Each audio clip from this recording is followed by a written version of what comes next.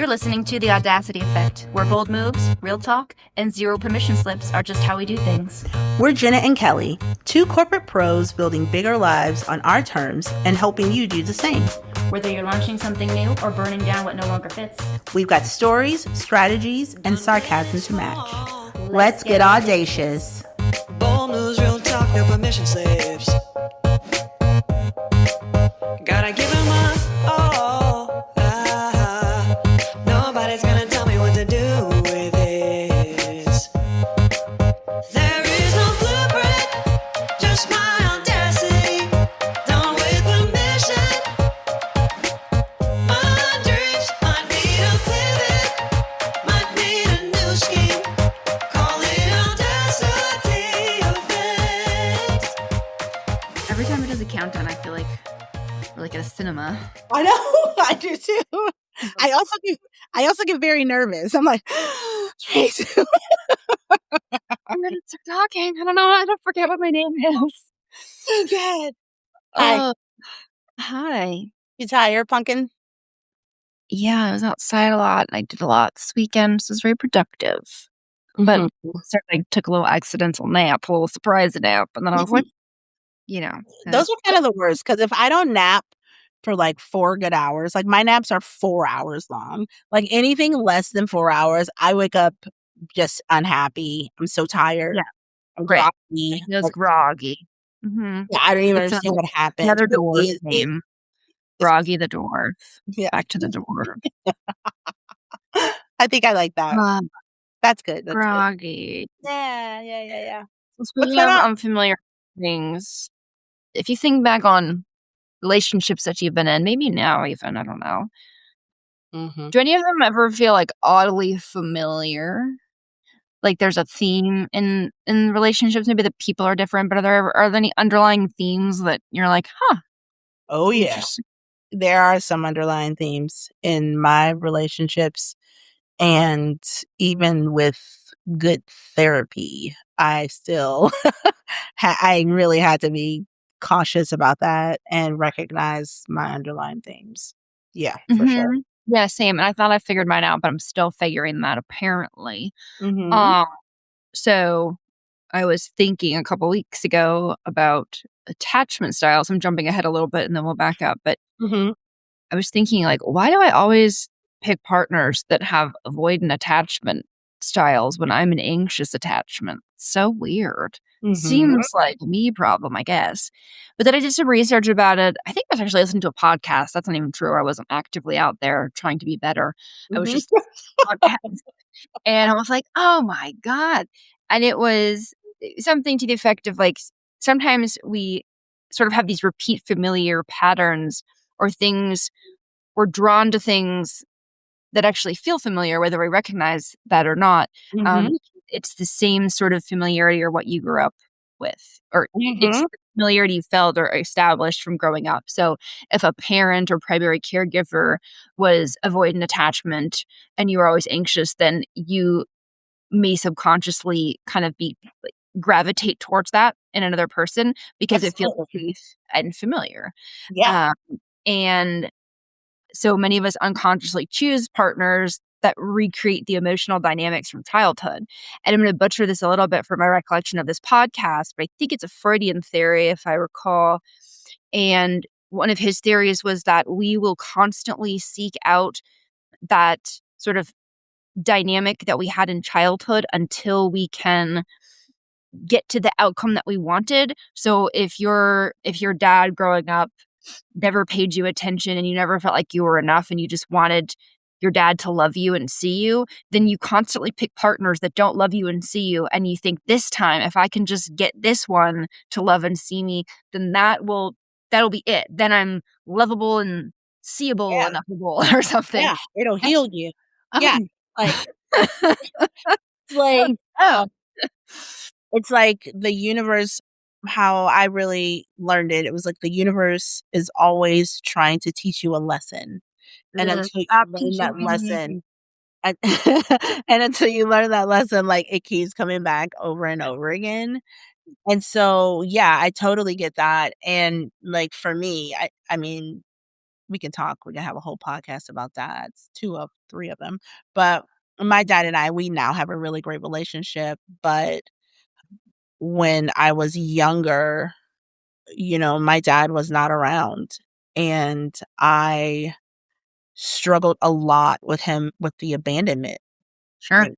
Like, that was big for me, and so consequently, I unconsciously sought out men that I thought would not leave me, and so it was like I had something or possessed something that they needed, and so because I had that thing, they would not leave me and they would stay with me, and then when they didn't, like, the devastation was so like, it was crazy how devastated I was, and I kept repeating the same pattern over and over again, and eventually breaking it was both exhilarating and terrifying Mhm.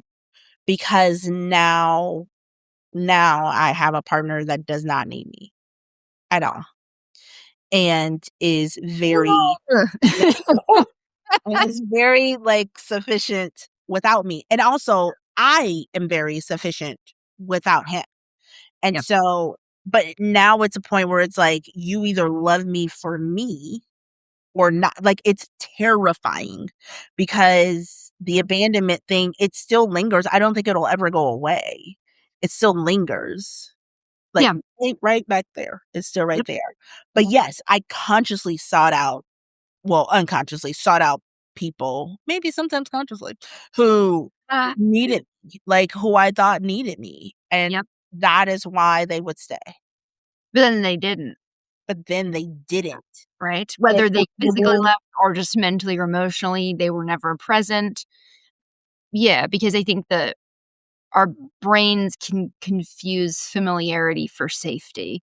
That's why, like, I think also if you grew up in a home where your parents yelled a lot or there was just, like, a lot of yelling and chaos, then that's normal for you. Yes. Or even if your just life was chaotic and unstable. I struggled for a while of and my life wasn't really that chaotic and unstable, but just how I perceived it. Like, if I wasn't in some kind of crisis, I would create crisis. Like, I didn't know how to exist in just, like, the day-to-day being Yeah.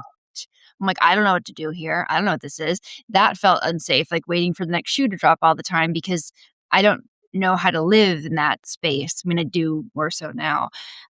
But, yeah, so if our brains are wired for pattern recognition, which I think from a biological perspective keeps us safe a lot of times, Mhm. then if something feels emotionally familiar, our brain's like, "Oh, that's normal," That's it. even if That's it's not it. healthy. Yeah. Mhm. Yeah. I remember telling my ex-husband, my girl's dad, like, they like, you are the first stop in what they see in relationships, Yeah. and what you make normal will become normal to them. Yep. Like, and it's like, I don't know or understand why a lot of people are not taught that, like, what you model to your children is what they will seek out, but it's very, very true. So if you have, for girls, and that's the Oedipus complex with girls and their dads and boys and their moms, Yep. and so if you are a girl and, and your dad is very unstable and yells a lot and, he's not the easiest to talk to and somehow volatile. Like, that's exactly what you're looking for, Yeah. Yep. and it becomes exceptionally familiar to you, and that is what you gravitate towards. And consequently, if you're a young man and your mom has always, like, pushed you away and not loved on you and made you a man, and you find a woman that is loving and kind and want to hug you and like, that is off limits. Like, like, nothing to do with that, and so, like, it I don't know why we don't talk about that enough. I don't either because it's your relationship template, and then you have to work your whole life to undo it because our little child brains are so, like, impressionable and Mhm. malleable. Uh, Yes. but yeah, I think I'm reading my notes and I said it already, but this says it better. Like people unconsciously recreate painful emotional experiences from childhood in an attempt to finally master or resolve them. Mhm. So it's the subconscious belief that if I can finally win this person over, like if they, let's say you had an emotionally unavailable parent, you Mhm. feel rejected by them, you're going to continue to look for emotionally unavailable partners, perhaps, because if you can finally win that person over, then you're worthy, you're enough. And insert, whatever Yeah. principle believes here. It's not, that's just an easy example of one. But it's not that maybe we are doing the things over and over again because we actually actively enjoy them, but because our minds are trying to resolve this unfinished emotional business. So Yes. if you could identify that, then you can, like, surprise, like you can resolve your own unresolved emotional business. Mm. Mm. It's That like hard, but you can do it. And then, oh, you're like, the partner doesn't need me. Oh, jeez. Yeah, yeah, so that was the really hard work for me because I couldn't completely lean into my relationship because I was concerned that, like, maybe this isn't gonna work out for me because, like, they might leave, and so I'm just gonna not. Like, Yeah. they don't even need me, and what I found is the beauty of that is they don't even need me. It's like so, like, it's so refreshing to be with someone where I can, like, that helps, and is just good on their own, like, Mhm. it it is such a departure from every relationship in my life, you know? Yeah. Yeah. So, Do. And I I think sometimes I certainly put things that maybe I don't even know I actively believe, almost like self-fulfilling prophecy Mhm. onto my partner. So, using the anxious and avoidant attachment again, like, I'm more of the anxious partner, so I fear abandonment and I need reassurance, and I'm, like, hyper vigilant, I'm very attuned to emotional shifts, I can tell if anything really has changed. Whereas the Yes. avoidant partner, which is the one I picked, of course, they are more concerned about losing their independence. When things feel intense, they wanna withdraw, and they value emotional distance because that doesn't feel safe to them. So then the anxious person is pursuing, the avoidant person withdraws, the anxious person pursues harder, the avoidant withdraws more, and then they both feel completely shut down and sort of emotionally Exhausted. devastated and tired. Yeah, and it's like, "Oh my gosh." And the the self-fulfilling prophecy thing, at least for me recently, has been like, I have this underlying concern that I'm just too much, and when people really see the full me that's not contained or controlled, because people think they know me and I think I'm a lot, but if I was just truly to just be like, "Here it all is, woohoo," that they couldn't do it, right? You're too sensitive, you're too intense, you're too much, you're too smart, you make us feel intimidated, you're this, you're that, and then I think I had and I own that these are my perceptions, but I think I internalized this belief that you have to sort of shrink yourself or fit into a particular box. Or if, again, if people see the full you, then they're going to be too much. They're not going to be able to handle you. And so Mhm. you just have to make yourself smaller in order to be accepted and loved. And that's the only option. You're either smaller and you get loved, or you're too big and you don't get enough. And I think that's been true with other partners. It's not true with my current partner, but I still, if I'm looking at things through that lens of always worrying about being too much or too big, then I'm putting that on him, whether that's true or not. And so it just skews interactions and communications and just, and things that now to me, like, I'm like, "Oh, see, look, I knew I was too much. I knew it the whole time." Maybe that wasn't even the case, but until I become more actively, cognizantly aware of that being an internal belief that I hold, like, I can't do anything about it to change it. But it's scary to do that. It is very scary to do that, and I think that because the anxious attachment for me is very familiar, Mhm. I certainly can fall into that, and, like, I am putting things on him that it's actually not there, it's just me and the familiarity of feeling this way. Yeah. Do you think that this is something you will move past, or you're moving past, or is it that you're just recognizing it now? I think perhaps I feel like some things there's like an onion, like Shrek. Um, I can't say it's like a completely novel thought, but we were talking about something, Josh and I were a week or so ago, and this like communication exercises because I want to be better at communicating. And I had this sort of sadness moment come over me, and I'm like, I just don't know how to be in the world. Like, I've gotten to this place finally in my later 30s where I wanna be authentic and I don't wanna change myself to make other people comfortable.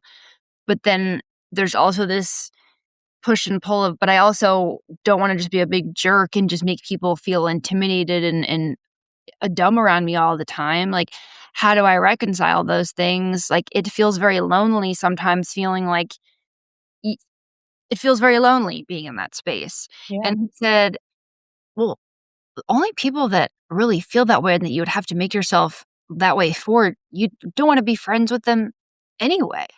Mhm. And I was like, "Well," he's like, "Who are your really good friends? Like, do you feel like that you have to be like that around your really good friends?" And so I listed off, like, you, Rose, Beth, Shelly, other people. I'm like, "No, actually, I don't feel like I have to be like that around them at all. Like, they know Mhm. I'm too much. I'm too much all the time, and it's totally fine." And he's like, "Yeah, so you're not too much for the people in your life that truly love you and that are worth being in it, I guess." Sometimes he says smart things. Sometimes Those who mind and don't matter, and those who matter and don't mind. yes, and it's just I don't know. I think a lot of these things I've known and I do know, but I am, like, internalizing them at a deeper level, like, a Mhm. new iteration of it. So, Mhm. yeah, I don't want to be small and shrinky, but, I don't wanna make people feel bad about themselves either if I care about them. But again, if I'm doing that, then That's on them. yes, Like, it's not your responsibility. correct. Yeah. Yeah, So your responsibility is to be you, and yeah. their responsibility is to be them, and Mhm. it being them makes them feel small, like, there's nothing you can do about that. Their perception is their reality. Yeah, yeah.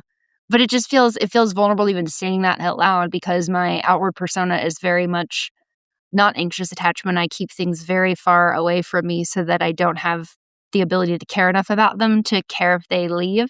So then when I let things in, it feels very wimpy. Yeah, I get it.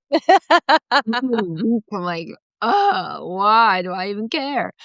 So I Mhm, don't know. I guess I'm trying to tap into where some of this comes from because I think you can you can definitely change it. And again, some of the podcasts I was listening to, it's like just because some of these same patterns from childhood or whatever might show up in a relationship doesn't mean the relationship is toxic. It just means that it's going to happen. The difference is, can you identify them? Can you identify like the root causes of where some of these beliefs or concerns or things are coming from and then work through them?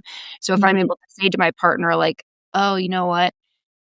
Actually, I'm picking at you and I'm pushing you away, or I'm, like, trying to jump up and down and get your attention. It's really just because I feel like I miss you and I feel like I'm not being prioritized, and that's making me feel scared." And so trying to articulate it and saying things in that way instead of I don't know. Having a tantrum? Yeah. Doesn't like to have tantrums. I'd much rather have a tantrum than say something gross like, "I miss you." I Ugh. know, like, that feels terrible. Feels It's so like vulnerable. Like, "Do you miss me too?" Like, "Do you miss me yeah, too?" like, really putting yourself out there, and it sounds so dumb. I'm, like, 37 years old, like, I should've I don't care. I don't care if people like me or not. I don't care if most people like me, but there's a few people that I care for Actually liking care me. about, yeah. Yeah, I totally get that, like, "It's fine you don't wanna be with me, but not really, I really." Really you really feel the sadness. Yeah, it's so ridiculous. What yeah, I think I mean, I don't know. Like, I'm tricking myself. Like, come on. Like, I know I would be really sad if I just say it, like, "I don't care. Go ahead, leave. Me and the dogs will be fine." I'm I like, don't want that. I can't keep 5 dogs. I don't want that. I want the life. What are you talking about? Not be fine. I was all over with somebody to tell them that I really need my alone time in the bathroom when I have to go number 2. That's like a whole thing. I don't wanna live through that. No. Oh, can you imagine starting over? Oh, like learning somebody else's favorite color again? Like, Jesus Christ. I just what do you like to eat? Why? Like, I can't. No, never. Can't. Right, I can worry about what my face is doing, like, Josh just was like, if I'm, like, open disgust, not that I'm good at hiding it before, but you gotta check, is it gonna hurt their feelings? How many Uh, folks do you let the dog sleep in the bed? No? no. Me neither. No, I do. I can sleep around the dog needs its own bed. Um, Yeah. yeah, Yeah. So, yes, I think that a lot of times it's so hard to recognize, though, that you are reliving the same thing. And yes. it was really difficult for me to see it. And when my therapist and it took several sessions for her to actually get to the point where it was like, "Um" Oh, and I'm like, "No, there's no pattern." She was like, "Let's let's sit with that for a little bit." I sat on top of it, there's no pattern. "What are you talking about?" I was like, Film is Muppet, and my tuffet is my patterns, and I I was sat on like, them, and they're not "Oh, there. oh, oh," like, it's Yeah. really, really hard to see, and it really felt like the universe is like, "You need to work through this, and so I'm gonna do it again, and so Mhm. I'm gonna do it again." Apparently, the universe also thinks I need patience and long suffering, so if it could stop with that. I get it, okay? I understand. But when you finally saw the pattern recognition, like, when you're in it because I think I intentionally thought and I think this is more of, like, a rebellious teenager thing, but, like, I'm not gonna be like my parents, I'm gonna pick a partner and be the exact opposite, like, my parents are blue collar, I'm gonna pick a white collar person, like, I'm gonna do and not that that matters in this, but so it's sneaky because at the surface level, I thought I was picking partners that were completely different, but they weren't, not at the root. Because what you thought was completely different was surface level, Correct. but underneath it all, it's just the same person over and over again. My the bad part is, though, I got, like, all the triggery stuff from my childhood, but then I also just got a terrible person on top of it, so, like, all the good stuff that my parents had, like, none of that was there, so it wasn't Oh, no. No, it was shitty all the way around. Like, it wasn't like yeah, no, there was Aw, man. But I guess it just kind of made me feel slightly less crazy because I'm like, okay, so there was like a reason, even though consciously I didn't know it at the time, like why I kept picking these unavailable partners Mhm. because I'm not stupid. So it would always baffle me. I'm like, why do I keep once I got out of the relationship, because of course I would never see it at the beginning, but you'd get Mhm. out of it and I'd be like, wow, Jenna, like Hindsight's always 20/20, 10 girl. stars. What is wrong with you? And they'd be like, "I'm not gonna do that next time." And then I would end up right back in the same spot again. And I'm like, "What?" And I don't think it has to be just romantic relationships, but that was just the triggering one for me because I think there's just a uniqueness to romantic relationships. And they're just extra raw and vulnerable and messy. But I Yeah. think you can do it. But I've done it in my friendships too. I think you and I have talked about this, but Mhm. I actually, what you said resonates with me in this case too. Like, I felt like I needed to bring something and fix it, and if Mhm. I'm not over contributing in the value department and I'm not needed, then I'm not bringing any value, and, like, why would anybody even want to be my friend? But then I would wake up and I'm like, "Why am I tired? Why is this so one-sided? Why I don't even like this person that much, I don't think." Yeah. So, it's just something that hit me. I was walking the dog, I was listening, and I'm like, "You know, I need to be more thoughtful about these things because a lot of the choices and actions in our lives I think we make and we don't even ever get to the true root cause of why we're doing them. Mhm. And I think to your earlier point, if we can identify them and then work at addressing them and fix them, then we can actually start making a change. And until you get to the root cause, you're just going to keep doing the same thing over and over again. It's just going to be wearing like a different hat and maybe Yeah. like a different t-shirt. Yeah. It's true. Like, I hadn't even thought about it in terms of friendships, but yeah. as when I was younger mostly, because now, like, I just keep it tight. Yeah, I'm a little bit behind you, so you kinda Yeah, gotta you are a little bit behind try me. to keep up. But when I was young, it would definitely show up in friendships too. And I would, in fact, be surprised when people did the same thing that the other person did. And I'm like, Yep. and so again, when it was presented to me as a pattern, I was like, what? What do you mean? I pick friends that use me. Wait Yep. a minute. Wait a Yep. minute. Mhm. Mhm. And the annoying thing is, like, Josh would see it. Not that I've been with him my whole life, but, like, the last 10 years where he'd be like, "I didn't like that person anyway." I'm like, "What do you mean?" He's like, "Well, they just always used you or they just were" I'm like, "No, no, they didn't." He's like, "Okay." Like, "Dang it, I got again." And I'd be like, "Well, this time I picked a better one." He's like, "Uh-huh." Ugh. Yeah, like that's been my experience as well. Like in friendships, I did not understand the value and the importance of friendships Of either. reciprocal friendships. Reciprocal Turns friendship. out there's supposed to be reciprocal people. I just learned this maybe, like, 5 years ago. Yeah, yeah, I didn't understand like the value of like friendships and the role that they play in your life Mhm. until, you know, real adulthood. And not 21 adult, that's not adult. Real adulthood. Apparently 30 is not an adult either. Yeah. No, it is, you're there now. You're adult Like 35, 36. now. Yeah. Gonna be on the ish. But yeah, like, I didn't understand, like, how big of a role they play in your life and how that makes a difference. Those friendships, like, truly make a difference in your life. And yeah, but again, like, now I'm at a point where I just bye, girl, like, I'm good. Like, I don't I have no Do you think problem. you get do you just, like, have a spidey sense now so you can kinda sense it right from the get? Or A does lot of times, yes, but sometimes it doesn't present itself at the beginning, but that's like, even then, when it doesn't present itself at the beginning, when it does, I'm like, "Alright, then."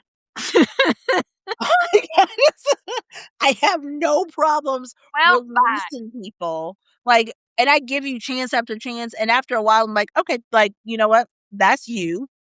Yeah. That's not the circumstances around you. There's not anything that's leading you there. That's not any of that, like, that it is okay for me to let that go." Mhm. But again, like the same thing with friendships, like you just keep doing the same thing over again until you like realize Yeah, that, "Oh my god, this is not even them, it's me.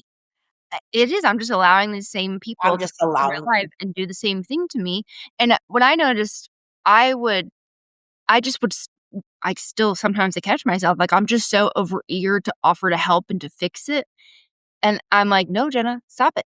You don't got to do that. That's not your problem." First of all, you can't, like, it's their life, but if somebody is, like, receptive and I don't mean helping somebody, like, I mean fixing somebody. Those are different. Mhm, Right? mhm, You can help mhm, someone, but you can't fix someone, you can't fix their problems for them. You can give them advice, you can be available to assist if it's needed, but the mhm. people that are overeager to let you help fix them, like, you gotta steer clear of those people because 'cause they're just energy suckers. But Yes. again, you said at the beginning so well, it's like, that you're talking about friendships necessarily, but I've just had this thing that I'm trying to break where I feel like if I'm not bringing something to the table, if I'm not needed, if I don't have almost like if I don't have, like, a superior skill set, I don't think I'm superior, but it's like that just brings me to the like, an even Yeah. playing field. Like, if the other person has to bring one thing, I have to bring 20, and then that will make us even. And it's been really freeing to start realizing, like, "Oh, no, no, I don't have to do that. I could just be friends with people where we both I bring 10 and they bring 10, and then we trade." Mhm. It is so great. I'm like, "This is so much easier." Here, no. Very easy thought. Oh, So, man. if you had to give some advice to someone who is in a relationship and they are feeling like something This is seems, familiar. yeah, familiar, what would you tell them? Yeah, I would say look at do a bit of a deep dive and kind of think through and start in childhood. I know it sounds cliche, but it's such like a formative time in our lives, and we don't even remember a lot of it. It's just subliminal. So think back to some of those maybe imprinted childhood memories or experiences with your caregiver, your parents, and just do a little reflection test and see if maybe those things might be showing up. Like, what were those core beliefs, positive or negative? And then do you see those sort of interwoven into any of your adult relationships now?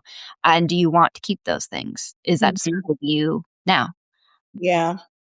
And if There it's are not, then maybe work on yeah. doing it.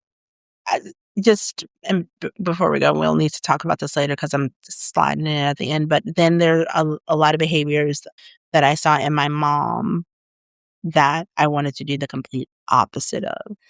And I went on the absolute other end of the spectrum because it was my mom, you Yeah. know, and Yes. not my dad. So it's like your dad is what you run to and your mom is what you run from, like that. It's so crazy how that works. Yeah. Yes. Yeah, and then sometimes you run too far the other way and, like, you Yes. you run into the wall and you're like, "Sorry, mom, you were right about some stuff." It becomes full circle and you hit her back and you're like, "Damn, you're right." Start doing things that your mom says and you're like, "No." That is my mother coming out of my mouth. You don't have to say, "Well, good enough." I'm like, "Ah, man." That one's not bad, though. I like that one. Yeah. The other thing we need to talk about another time is microplastics.